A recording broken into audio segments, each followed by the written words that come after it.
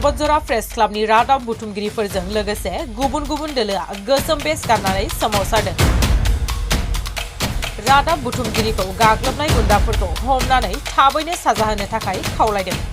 मख'नो गोनांदि थांनाय 7 जुलाइनि मोनाबिलि समाव धुबुरी जिल्ला परिषदनि मावख'आव जुलि होनो बानायदोंमोन। बे सरकारि मावख'आव धुबुरीनि एनकेटिभि रादाब बुथुमगिरि राजीव शर्मा आरो केमेरामेन रादाब बुथुमनो थांदोंमोन। रादाबखौ बुथुमनायावनो बिजेपिनि गुन्दाफोरा धुबुरीनि रादाब बुथुमगिरिफोरनि सायाव गाग्लोबो, लोगोसे एनकेटिभिनि केमेराखौबो सिफायना होयो। बेखौ लानानैनो दुंहाव थासारि सोमजियो।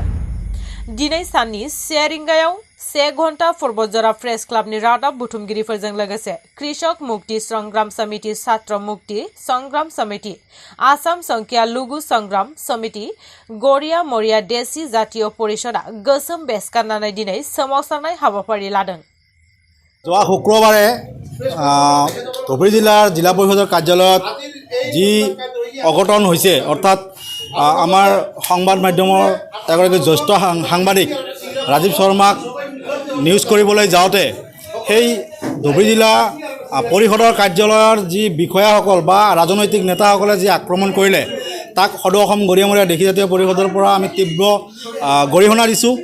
আৰু এই ক্ষেত্ৰত যাতে অসম চৰকাৰ আৰু প্ৰশাসন বা গৃহ বিভাগে ইয়াৰ উচিত তদন্ত কৰি যিসকল কালপ্ৰিট তাত জড়িত আছে, সেই ৰাজনৈতিক নেতাই হওক বা সেই কাৰ্যালয়ৰ যি ডাঙৰ বিষয়াই হওক বা আমলাই হওক, তেখেতসকলক মানে অতি সোনকালে কৰায়ত্ব কৰি উচিত শাস্তি প্ৰদান কৰিব লাগে।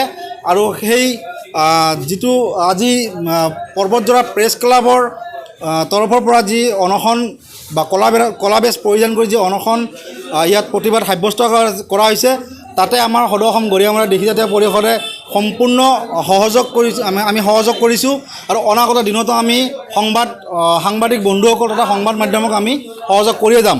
কিন্তু মই এই অনশনস্থলীৰ পৰাই মই প্ৰশাসনক মই দাবী জনাইছোঁ যে অতি সোনকালে যিসকল কালপ্ৰিট জড়িত আছে, সকলো কালপ্ৰিটক সেই ৰাজনৈতিক নেতাই হওক আৰু অফিচাৰে হওক বা বিষয়াই হওক, সেইসকলক অতি সোনকালে কৰায়ত্ব কৰি শাস্তি প্ৰদান কৰিব লাগে। এইখিনি আমাৰ দাবী।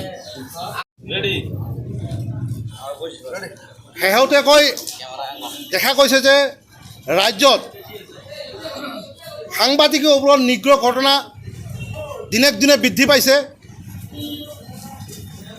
কিছুদিন আগত বকত আব্দুল ৰব নামৰ সাংবাদিকক কিডনেপ কৰি লৈ হত্যা কৰা হ'ল।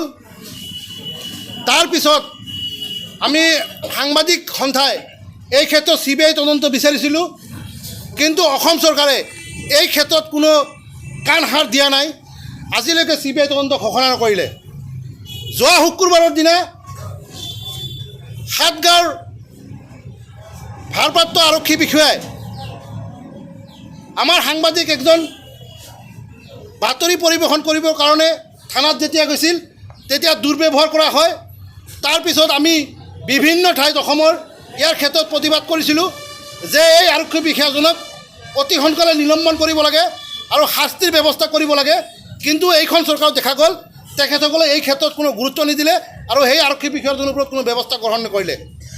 ঠিক তনুৰূপ ঘটনা শুক্ৰবাৰৰ নিশা ধুবুৰীৰ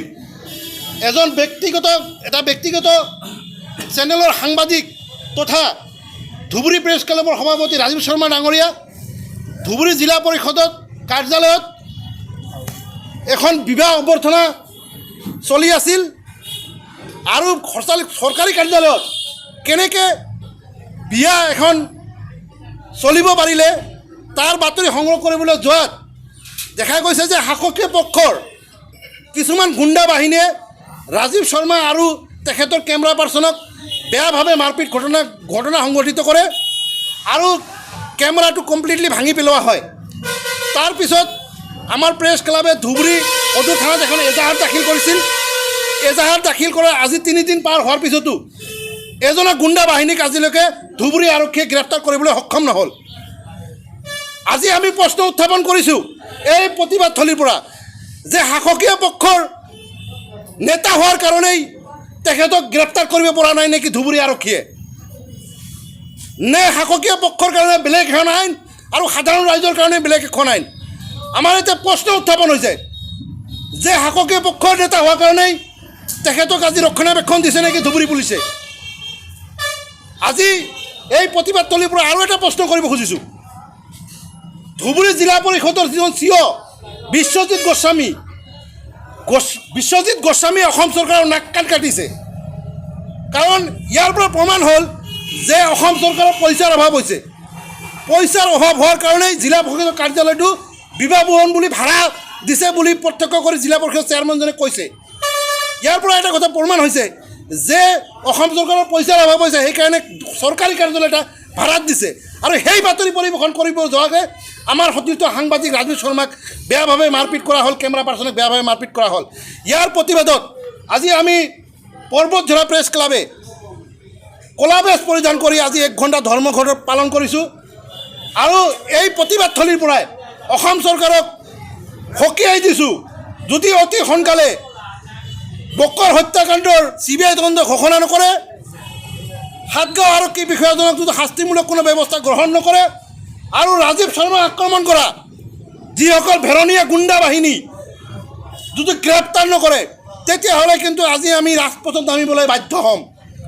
কাৰণ আমাক নিৰাপত্তা লাগিবই। আমি কাম কৰিম, আমি ৰাইজৰ হৈ কাম কৰোঁ। ৰাইজৰ যিখিনি দুখ দৰ্শক সেইখিনি ৰাইজৰ আগত, বিশ্বৰ আগত আমি প্ৰতিষ্ঠিত কৰোঁ। ইয়াক কৰিব যাওঁতে কাৰোবাৰ স্বাৰ্থত ব্যাঘাত হ'ব, এই কথা কিন্তু ব্যাঘাত হ'ব, আৰু আমাক আক্ৰমণ কৰিবলৈ এই কথা কিন্তু আমি মানি নলওঁ। সেইকাৰণে মই আজি বিমৌনভাৱে আহ্বান জনাইছোঁ অসম চৰকাৰক, অতি সোনকালে ইয়াৰ প্ৰতি ব্যৱস্থা কৰক, নহ'লে কিন্তু আমি ৰাজপথত নামিবলৈ বাধ্য হ'ম।